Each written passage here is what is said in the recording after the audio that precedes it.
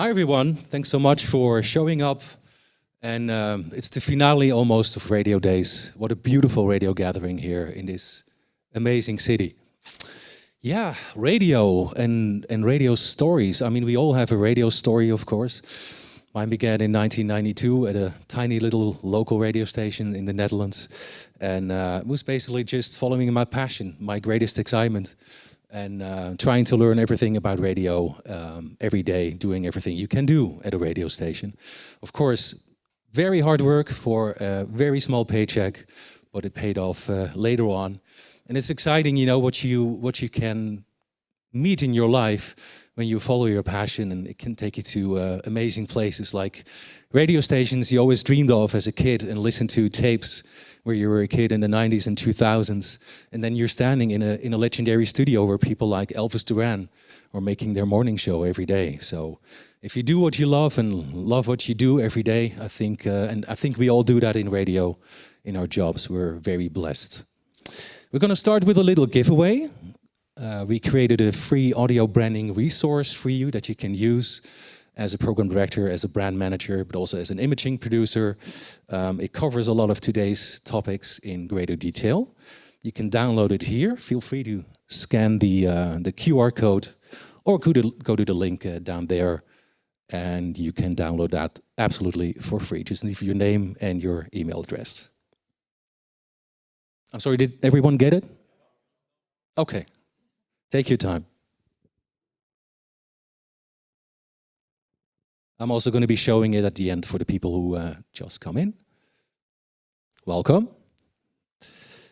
So my question for you for later on is, what's your key objective for your station branding? What's your #1 challenge or goal right now when it comes to your on-air sound? We're going to talk about that, if you wish, during the Q&A. I'll be happy to answer any questions you may have. But for now, let's start with the content of the session. Does any one of you know what this is? People over 40, I guess you all know what this is? An NAB cartridge machine. This is how it all started in the 1950s and 1960s. This is what used to be, for those who don't know, the device to play all the spots, all the jingles, even commercials and complete songs on the air. Of course, a lot has changed since then. Nowadays, it's a lot of screens in a radio studio. Instead of like 6 cartridge machines lined up, you know, have 6 screens in front of you. But the question is, what's going to be radio tomorrow? How is radio going to be produced tomorrow? Is it going to be an AI, or is it still humans going to be behind the buttons and the automation? We're going to see. But the fundamentals of radio programming, they remain relevant. Of course, we all know this. You need top talent.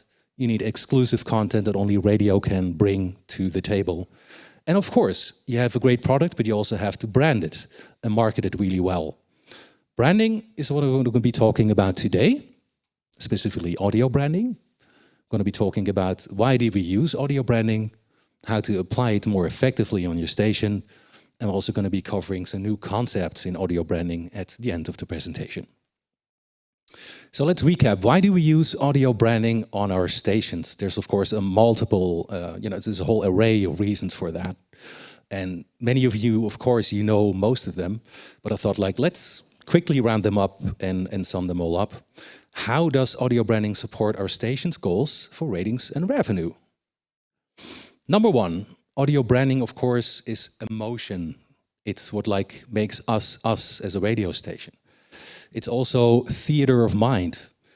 When a picture says more than 1,000 words, then you could probably say that one sound creates a whole picture in the mind of the listener, and specifically also in the heart of the listener. Position and perception, audio branding can help you with that as well. You can position your brand in the head of the listener, saying what you do, for example. That's a very rational aspect. But a very important part of audio branding is also creating a perception for your station. And that's very much related to an emotional layer. So it does 2 things, rational and emotional. In positioning, you want to define, of course, your USP as a radio station. we have all the positioners like the best music mix, non-stop music. You know them all, of course. For that, you want to research your market, of course. You want to do your mapping studies. You want to do your auditory music tests, perceptual studies, like focus group, for example. And that will lead you to your strategy. And from your strategy, of course, comes your positioning. You need to find your USP. What makes you, as a radio station, unique in your market? And then you, of course, you're going to communicate that with your positioning statements. You might want to make it beneficial and personal, not just saying like you're playing the best music mix, of course. If it tests really well in your focus group, go ahead and do it. But if you can make it a little bit more emotional, a little bit more communicative, feel free to do so. For example, if you have a soft AC radio format, you could say non-stop soft pop. But what about relaxing favorites, for example? It says the same, but it makes it a little bit more on a personal level. You could even say, like, instead of relaxing favorites, your favorite place to relax. Because I believe you're not in the business of playing a certain type of music. You might be, in the case of soft AC, in the business of giving some relief to people's stressful day. So you can say that with your favorite place to relax. It adds a lifestyle element to your positioning. Of course, you want to make it format relevant.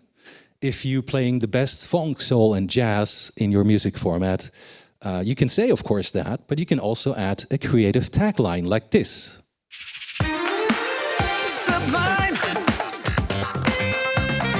The best funk, soul, and jazz. Let's get it on. And then that's the tagline.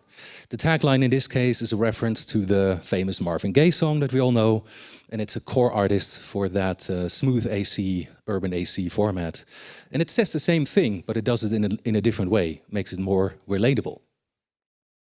Audio branding also helps you with identification and attribution. Sounds very technical. Basically, it's just like connecting what you do on the air, your great content, your great personalities, your amazing contests, everything that drives your cume and your ratings, but connected to your brand. It's so important to keep saying, who you are and what you do related to your high quality content and output. So you can claim that and you will be known for that. Brand awareness. As your brand awareness goes up, of course, you become a more top-of-mind radio brand and a go-to brand for listeners, right? You're in their hearts. You're also in their minds. That creates more tune-in occasions, more times tune-ins during the day and the week and over a longer period of time. That helps you with gaining a higher audience cume over time as well. For branding, of course, audio logos, we all know this. They're the most important thing. It's like the heart of your branding. You should really carefully think about your audio logo and how to use it. They're very strong branding tools. Actually, visual ads research has shown are 8 times as effective with an audio logo or music underneath, much more memorable than just having the visual part of it. So I think that speaks a lot to how powerful audio and how powerful radio as a medium can be. In advertising, research shows, this is just a quick sidestep in case you're interested, many audio logos in commercials are often more than 2 seconds long. They include more than 5 audio logos. That's an audio logo as well. Often include a C note, that often sounds very positive, and they end up. Those 4 things combined create a powerful logo in commercials, for example. Guess if you know which brand this is. Does anyone know? Intel, exactly. Goes to show how powerful audio can be. You just have to hear it and you're immediately connected. In radio, we often see that up-tempo audio logos work really well, especially if they're in a major key and if they end on a high note, literally. That works really well in jingle packages. Guess the radio station. What's this audio logo of? Who knows? I know Sharon de Steur knows. Z100, exactly. WHTZ from the top of the Empire State Building. That's the one. Very powerful audio logo. We'll get back to KISS in just a second. In branding a compact station name, if you have that, like Kiss FM, for example, of course, then you can work with three logo notes, for example. That's the classic way to do it, because you have three syllables. So there are many possible combinations, like this one. Kiss FM. That's from our Kiss FM Austin package. If you have just 2 syllables, it gets a little bit more, you have to think through what you're going to do with that. Of course, you can do something with 2 logo tones, like P3, that's a Danish station. You can do that, of course. But you could also go for a double logo, like we did for Phonics in the Netherlands. Phonics. Brands is even more in the head of the listener. There's a slight variation in the audio logo, but the recognition is still there. And what if you just have 1 syllable? Which of you has a station name with only 1 syllable? Like just Kiss, or just, a very simple station name. No one? Okay. In case you do, you can consider working with a vocal logo, like BBC Radio 1 is doing. 1. BBC Radio 1. So just the 1, that's the actual audio logo. There's more options, of course. You could work with a signature sound instead of processed voices.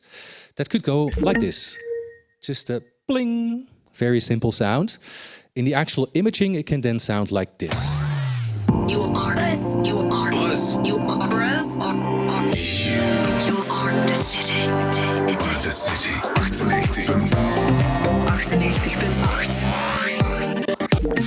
98.8. That's a station in, you guessed it, Brussels, Belgium. Another aspect of audio branding is format, structure, and flow. It creates an easy-to-navigate station. So think of this, if you have imaging placed in certain places in your format clock, it's sort of like a clock in the head of the listener as well. Classic example being the news imaging. If you hear the news jingle on most stations, of course, it's the top of the hour and you have to rush into your next appointment. So that helps you create a recognizable station as well, adds structure. In terms of flow, if you use imaging the right way, of course, it can enhance your time spent listening. If your imaging is embedded, and we're going to talk about that in more detail in a minute, embedded in the flow in the right way, and if you place the right jingles in the right position in the clock, it can actually enhance your time spent listening, therefore also your ratings and your share. So to sum it up, the question at the beginning was, can audio branding enhance our ratings and revenue? Yes, we believe it can. It creates a longer time spent listening, if used well, of course. More tune-ins, that leads to a higher share, higher cum, and therefore also greater revenue, for greater bottom line for your stations. How nice is that, right? Especially in these times. So now that we have talked about why do we use audio branding, I'm going to talk about how to actually apply it more effectively on your station, meaning what to program where in your clock and how to use it on the air. The first step to do that is to categorize your station imaging. You can create a music category, like you're scheduling your music. You have your power rotation, you have your secondary rotation, and that can go over your, your current hits, your recurrents, your golds, and so forth. You can use these music categories also to categorize your imaging and then later scheduling them in your format clock. More on that later. So you want to have a category for each theme, for example, your jingles and so forth. But you also want a subcategory, probably, for each priority. So you can say these jingles or these promos can have a higher rotation than others. That's why you want to subcategorize. So what kind of categories of imaging do we have? Just to be complete, I thought of summing them up, the 5 most important though. Of course, your IDs, that's like the core of your audio branding. Your jingles often include music and often also song or spoken voice. You can use several different versions of jingles, like short ones, longer ones.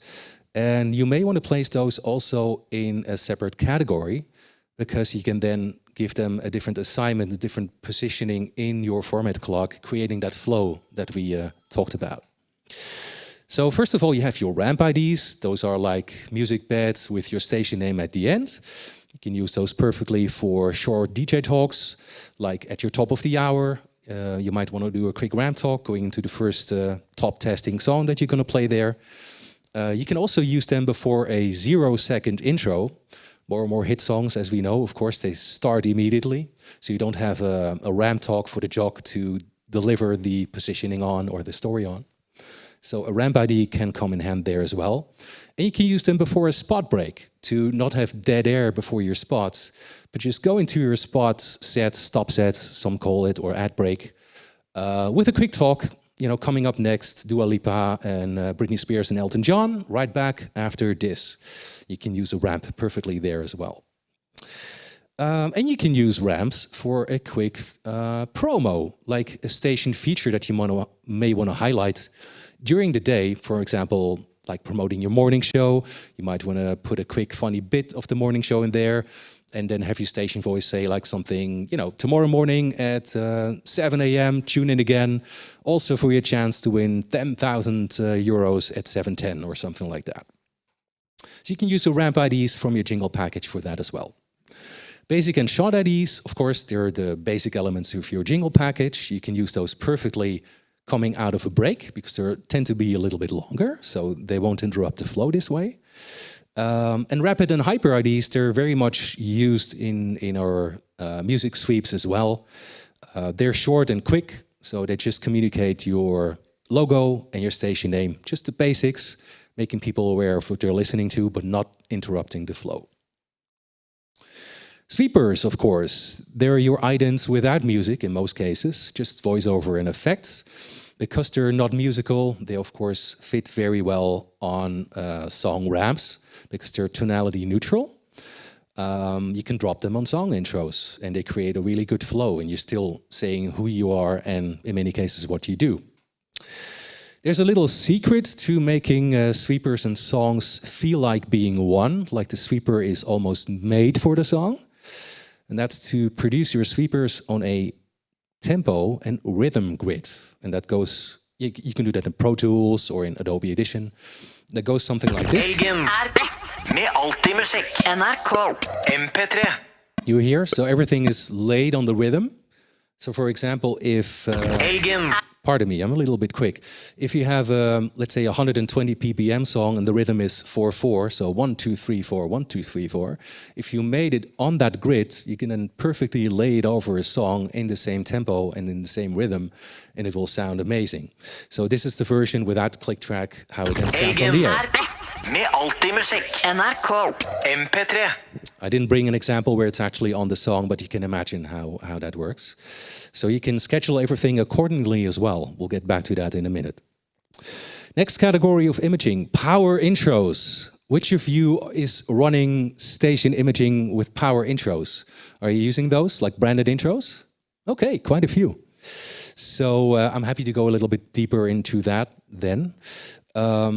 If they're creatively produced and heard often on your station, they will really stick for your brand, especially when they're sung, because research has been showing that sung logo melodies are very effective tools for audio branding. They stick much more than just a sound, than just a logo sound.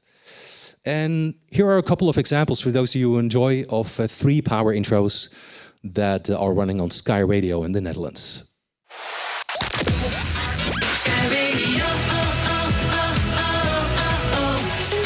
Non-stop. De beste muziek. The Feel Good Station. Curtains open. The Feel Good Music Station. Sky. Non-stop. De beste muziek. Sky Radio. I'm sitting here in this lonely. Dit is Sky. Non-stop music station. Sky. Sky Radio. All I could do, I've done. The wonderful thing of it is you're connecting your brand in an emotional way to your station name. So you're playing with the songs, making them your own because you're playing with the melody of the songs, and it's like the song belongs to the radio station. So even if people don't actually, if people hear the song somewhere else, and the power intro is produced really creatively and sticks in their hearts and minds, they will associate the song with your brand, even if they hear the song on a competing station. And you're getting the credit for playing, let's say, Ed Sheeran with his popular new song, if your power intro is the most memorable and goes into the heart of the listener. People, again, they mentally connect a song with the memorable power intro. I spoke about that. They will also sing along with the lyrics, even just in their mind, if they hear the song somewhere else. So that has a strategic value as well for your station. It improves your brand recall and your brand awareness. If you're interested to learn a little bit more how that works, we wrote 2 articles at purejingles.com/intros. Very simple URL where you can find a little bit more background than I can cover, because I only have you guys for 45 minutes today. Sorry, by the way, if I'm rambling. I'm just trying to cover as much as we can in this session and try to give you as much value or perspectives as possible. So beds and drones, another important part of your jingle package, your overall station imaging. You can use them for talkover, of course, but also for production. On a talk station, they will break the non-stop speech that you have going on. So it will give listeners a lot of air in between two, it will bridge 2 topics, for example, where you can just add a little pause, give people some relief. On a music station, of course, it keeps the flow going when there is a longer talk. We've seen research, AMT research, where people are, hearing an air check of a radio station, and then, sorry to say, are there any personalities here in the room? On-air personalities? Okay, 2, 3, 4. Okay, research shows. This is not to discourage you in any way. Stay creative and keep doing your thing. But research just shows if there's dead air, people tend to tune out mentally, at least. They won't necessarily switch off the radio, especially, of course, if your content is engaging. Content is number one. Keep people hooked, get to the point as quickly as possible, and they will stay tuned in. But music beds just help you to keep the flow going, and especially on a music station, keep the, stay in the music. So you can also use beds and drones in combination. For example, talk up to this point here, then start a drone and say, here's Jason Derulo, right? Especially if all these elements are in the same musical key. So the bed and the drone are in the same musical key as the Jason Derulo song. Then it can sound really, really amazing, because everything creates one big flow and it feels like everything's connected. That's that magic that audio branding can create if we use it well on our stations. Promos, that's the last category, and then we're going to go into clock technology and other nerdy stuff that I'm going to be sharing with you, if you're interested. Promos, of course, is self-promotion on the air. You may have promos for your major promotion that you have going on, your €10,000 contest, trip to New York, that kind of stuff. But you may also have just generic promos for brand positioning, just as important, where major promotions are, of course, triggering cue. You also want brand positioning to stay top of mind in the head of the listener all the time. You can schedule promos right in front of commercials. That's practice coming from the United States, because they try to minimize the amount of breaks. That's because they measure their audience, of course, with PPM, portable people meter, so electronically. Research shows that you have to minimize the amount of at least perceived breaks in your music sweeps. And that's why commercials often go now in front of a stop set, a commercial or an ad break. That's one less interruption, of course, and more music flow in the segments where you play music. Within music segments, you want to keep everything short. PPM research shows that as well. It's not such a problem if you're in a market where there's still like diary research, or if there's call outs, so people are getting a phone call, which station did you listen to yesterday? That won't hurt you so much. But especially if you're in a market where there's electronic measurement, you want to stay in that flow. You never want to stop that music flow. So keep those promos short. We talked about ramp IDs, of course. You can use those ramp IDs. There's like 10-second music bed where you're just promoting your morning show, and then it ends with your station name and next song, right? As long as if it doesn't feel like a long commercial, you will get away with it. But try telling instead of selling. That's very important for promo copy as well. There used to be a time when we had like a voice of God on our stations, an amazing voice like Dave Fox. But when you voice your promos or your sweepers with Z100 from the top of the Empire State Building, and you are allowed to listen, we feel like that's not like of today anymore. You may want to have a more conversational approach with your station voices, making it more like the guy or girl next door. It's much more relatable. And it can still sound great, of course. You can produce it really, really rich. But just make sure that your imaging doesn't sound like commercials. It should be relatable and interesting. So imaging, let's talk about rotations and other nitty-gritty stuff of radio imaging, if you're interested in that. Which categories are excluded from rotations in your format clock? Basically, anything that's manually scheduled by your music director sometimes by your on-air personality. Anything that's standalone or has a fixed position, like your top of the hour ramp ID, for example, right? That goes to show it's just like on a regular place. Ramp IDs, they're usually scheduled by your DJs, except when you're using them for promos, of course, then you can rotate them. More on rotations in a minute. Beds and drones, of course, they're also picked, often handpicked by the presenter or by a music director. You could schedule them if you're working with rules, like for example, a bed in a C key and a drone in a C key and then a song in a C key. That will flow really well, and you can schedule that, of course. But usually they're picked by the presenter. And then your power intros, unless they're scheduled through certain song categories, you may want to schedule those manually as well. So which categories could be rotating in your format clocks? Those could be promo ramp IDs that we talked about. There could be basic and short IDs, rapid and hyper IDs, basically the main ingredients of your jingle package, and your sweepers and your promos. And how could you do that? So how could you work with those music categories that you're using for imaging? As an example, I've made 3, J for jingles, S for sweepers, and P for promos. In category G1 could be your basic and short IDs, because you may want to play those out of commercial breaks, because they're a little bit longer. And anything that really fits the flow well, short stuff, jingle-wise, could go into J1. Then you could use S1 for primary sweepers, because you may want to assign different importance to sweepers. Why? Because you may have sweepers for cross-promotional stuff, like positioning your morning show and promoting your morning show throughout the rest of the day, creating more tune-in occasions the next morning. So it's very important to do, when you're doing teasing, not just saying what's coming up in the next 20 minutes, but at another talk break, you may want to tell them what's coming up in the next 3 hours, for example, in your drive time show, but also tell them what's going to be happening the next morning, that 10,000 euro contest. You can use sweepers for that, for cross promotions.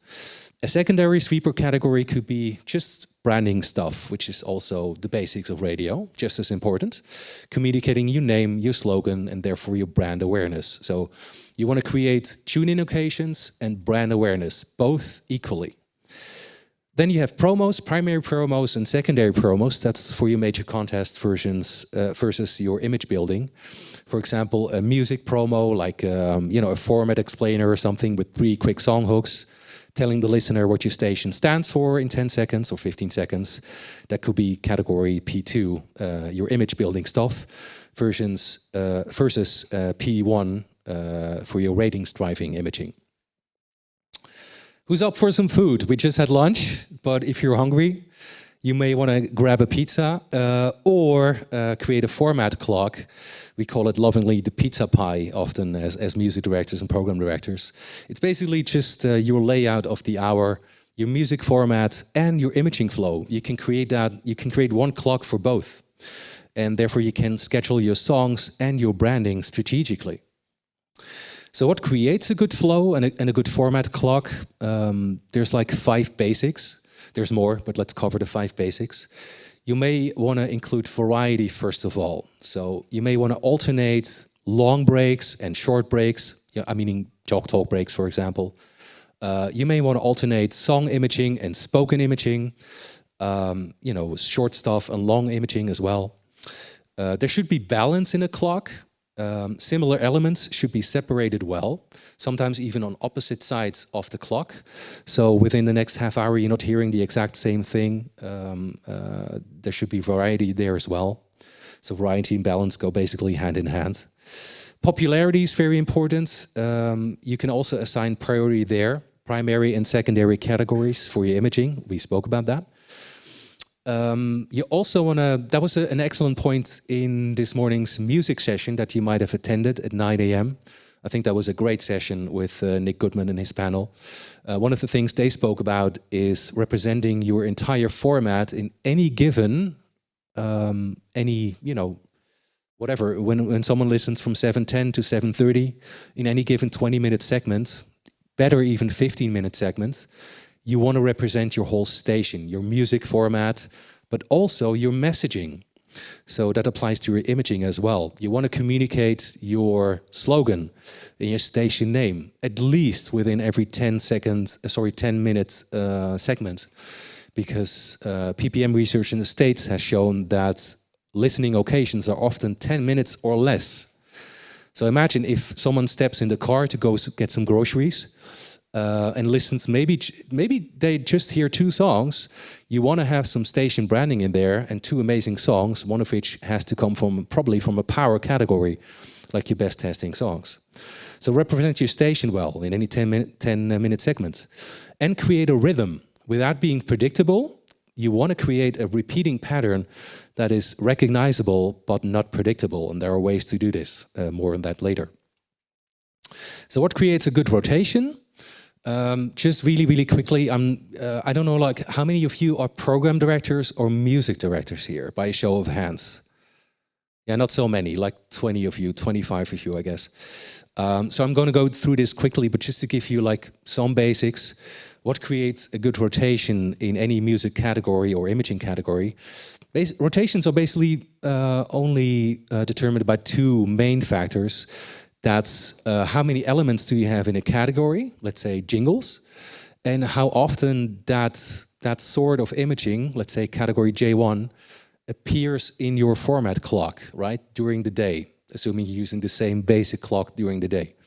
Then you have a rotation you can create. So if you have 20 sweepers in your sweeper category, and each sweeper or each sweeper positioning appears twice an hour, then every 10 hours a sweeper will return. So that's pretty good. Just make sure you have enough elements in each category. What also determines rotations is, of course, the rules you're applying, like tidal separation. That affects your rotations as well. Those are the 2 basics. And then it's important to have a rotation of format clocks as well. So to be able to not create a repeating pattern all the time, you want to rotate your clocks. So for example, you could have 5 different format clocks, the same basic clock, but a slight variation of it, and then create a rotation where you have clock 1, 2, 3, 4, 5, 1, 2, 3, 4, 5. And on day 1, you're starting at midnight with clock number 1. And on day 2, you're starting at midnight with clock number 5. Meaning that every morning when people tune in at 7:10 to hop in their car, you will have a different format clock. The same recognizable pattern, the same ratio of music and power songs and secondary songs, but it won't be the predictable pattern every single day. And there's ways to do that. A little bit of math, if you have 5 clocks, that means it takes 5 days before the same day will have the same clock. And it will take 5 weeks before the same clock appears in the exact same slot in the exact same day. So there will be a lot of perceived variety on your station while you're staying recognizable as a brand. Okay, promo rotations, you can use clocks for that as well. We spoke about primary and secondary promos. A primary promo category could contain just 1 promo, like your most important message, your major contest that you want to really hammer into the head of your listener, especially if you're in a ratings measurement period, if you are in a diary or a call-out market. So you really drive that message down. You want to make sure that you don't have too many different promotions on your station anyway. The best thing always is to have 1 major promotion and not even have a lot of different stuff like mini giveaways on the side, because it will like dilute your message. You want to drive home your most important promotion of that week or month. So you could use 1 slot an hour. If you do want to create a little bit more variety, I would suggest to create just 2 promos, 2 variety promos, but for your major promotion, so that they still will appear every hour, but you have a little bit variety every hour, but use 1 slot an hour at least to drive home your most important promotion. Your secondary promos, those are less important, so you can have more promos in that category. For example, have one promo for your morning show, have one promo for your music image, like a music montage of your format, and maybe one for a station event that's coming up later, or a live feature that you're going to do, a concert or something. That's fine. And if you have 3 promos in that category and they appear once an hour, that means every promo is going to play once every 3 hours. Now, let's get to the good stuff. Who's interested in format clocks and how all that works? Like, I'm asking because, like, how deep do you want me to go into this? I see a lot of hands. So let me break this down for you quickly. I hope you can see it well, otherwise I have a larger version for you. So this clock is going to start with 4 music beds, and the reason for that is you have a pre-news bed where you can tease the next 20 minutes. Why have a pre-news tease bed? That has a specific reason, because research has been showing that once you start the news jingle, sorry for the journalists in the room and the content creators, but it's often a tune-out moment. Once the news jingle starts, especially on a music station, it's a sign for people to leave. That's just how it is. So you want to really make sure you're going to promote what's coming up after the news, after that long talk break and service break. So you might want to say, okay, coming up next is Dua Lipa and Elton John with Britney Spears. But first, here's Rosie sitting next to me. She's going to do the news. Good morning, Rosie. And then Rosie says, good morning, John. And she starts reading the news. So you're easing the news into the music flow and make it very gradual in terms of transition. Transitions are super, super important, especially on a music station. So that's why the pre-news bed is there. Then you have news with traffic, of course, a top of the hour jingle, and you're heading into your first song. Often, of course, a top testing, very well-known song. On an AC station, it might be a power recurrent super recurrent that you might want to play, because it's super familiar and it doesn't have a high burn factor. So you're starting the song with the hour with a super powerful song. Next in that clock is a power intro. There doesn't have to be a DJ talk between that. You can just flow from the song into the power intro. There's a talk coming up, then a power current. By the way, let me break down the music format for you really quickly for those who are music directors and might be interested. The base of the format is like a newer song, an older song, a newer song, an older song. We've made this clock for an AC station or a hot AC station. So that's why there's a 50-50 balance between newer songs and older songs. What's really important is to create variety in your music flow as well. That's why, for example, where you see current B1, sort of like 2/3 of that clock, that's a fresh song that's increasing in popularity, and it's in between a gold and a recurrent. So you want to package your music, your less familiar music, really, really well. And you might never want to play a gold song and then a song that's declining in popularity, and that's sort of like already getting almost like a recurrent. It's getting older and worn down. And then a recurrent, which is also basically an old song, right? Then you have like 3 sort of like tired songs back to back, especially if one of them has an increasingly higher burn. So that's the reason why there's a gold song, then a fresher song that's on its way up, and that's packaged well between that gold and the recurrent that's following. That's just a sidestep on the music format. And you will see, so the imaging, it's like a jingle, a sweeper, a promo. There's a lot of variety in the clock. So also imaging-wise, you're driving your message down all the time, but you're doing it in different ways. This is the second part of the clock. By the way, for those of you who didn't take a picture or you want to study it a little bit later, the download that you're going to get for free, and I'm going to show the link again at the end of the session, will show you that clock, so you can you can maybe discuss it with your music director or your programming team. You want to define your scheduling rules. So that means creating that flow with your imaging. So we've defined which categories of imaging we're going to use, like jingles, sweepers, power intros, all that good stuff. We determined the important aspects of the clock. We've designed our format clock, and now it's time to schedule it actually. So that's where everything comes together. You may want to consider adding key and BPM. I know that's like it's a lot of work. But especially if your songs are already coded in your selector or your music master or your power gold, then it's not so much work. You just have to do it for your imaging as well, because then you can schedule everything together by applying certain rules, and your whole station will sound much better. You will create much better flow, a better listening experience. And as we have seen at the beginning, a better flow creates a better time spent listening, and a better listening experience creates more brand loyalty. So Cume, tune-in occasions, higher market share again. Quickly on coding, depending on your scheduling software that you're going to use, if you're using one of the big three, it will be easy to do.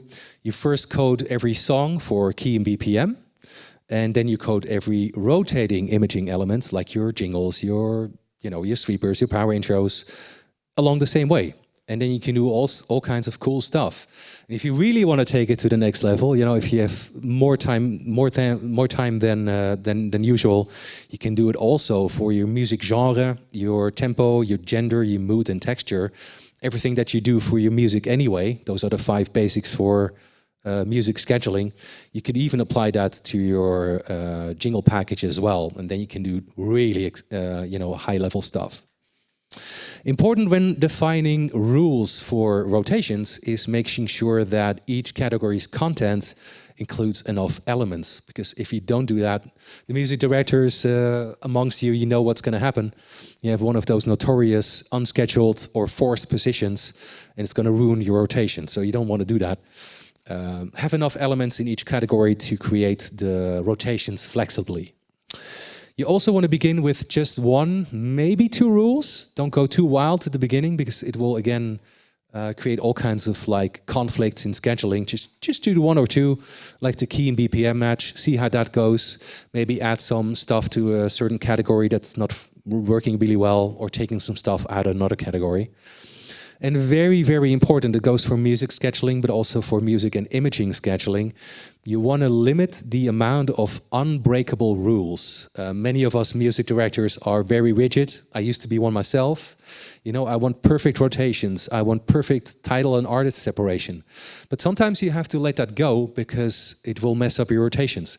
So limit the amount of unbreakable rules to that what's absolutely necessary, and keep the rest unbreakable. That's to avoid too much side effects in your scheduling.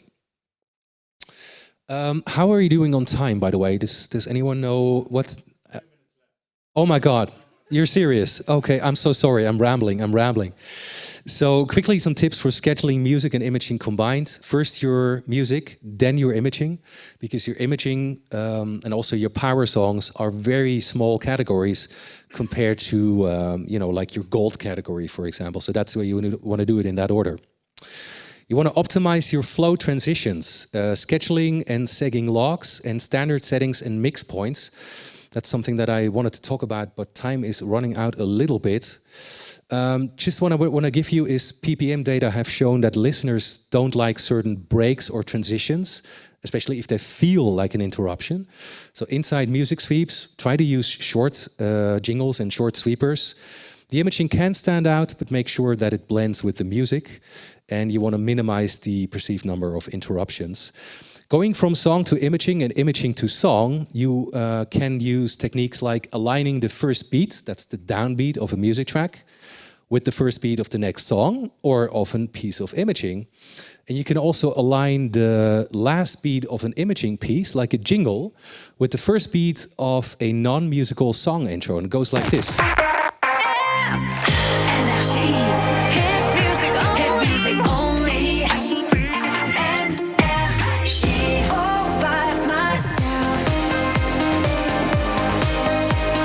So on the G, that's the last count of the jingle. If the next song doesn't start too musically, you can hit it already, and it gives you much more drive and tempo and flow in the station. Going from song to imaging to song, yeah, I talked about that. You want to respect cold endings, of course. That's logically, especially if it's a top testing song, you don't want to touch that. You want to respect that cold ending, especially if listeners expect that end. And if you have a very long and repetitive chorus and the song has a long fade out, then of course you can get away with cutting it off a little bit quicker. If you have, if you're doubting where to do that, A rule of thumb is like dividing the amount of repetitive choruses at the end by 2 and then rounding it up with 1. So if you have 5 repetitions, you can divide it by 2 and round it up, it's 3. So after 3 repetitions, you usually can cut off the song.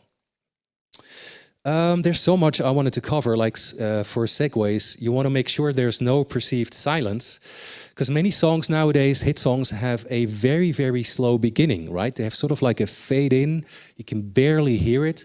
So if people listen on a car radio, or if there's a lot of backgrounds in the office or something, they will perceive it as silence. So you want to seg into that really, really well, especially if it's a soft intro.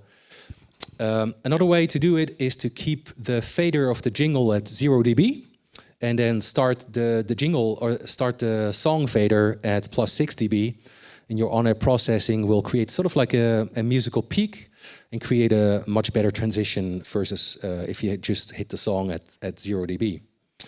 Another way you can also do this, you can pre-produce this and load your imaging into your system that way. So making the beginning of a song that you're loading into your system, especially if it's a very, very soft intro, you can make that a little bit louder, like in your Audition or in your Pro Tools, and then load it into the automation that way. And that way it will run automatically and sound fantastic. You can use start effects at the beginning of imaging, just like a really quick that will help your processing, your Optimod or your Orban, that's the same, your Omnia, create a really good transition as well. This is an example of a start effect, really quick impact. And this is an example of how it then works in the flow when you go from song to imaging. Listen to what the start effect will do.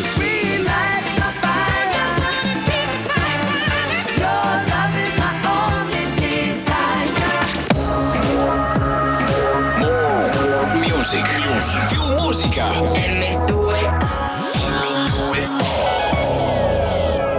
Creates a much better... Sorry, stepping on the vocal here. It will create a much better flow on the air for you. When you're using... By the way, are you guys okay if I go on for another 10, 15 minutes? We actually have to stop now because we have the final in the track 1 in like 15 minutes. So okay, take no worries your about last it. takeaway and then we end this session, okay? It's my pleasure, yeah. And then people can find you afterwards, right? Absolutely, yeah, exactly, you can find us at the Pure Jingles booth, down the stairs, to the right, to the left. And I'm going to be giving you a free ebook as well.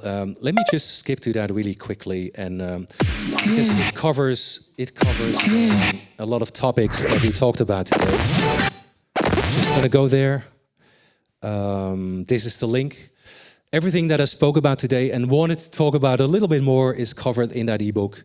And if you want to continue the conversation, you know, my colleagues Idris, Matthew, and Melvin and me, we're going to be for you here all day today.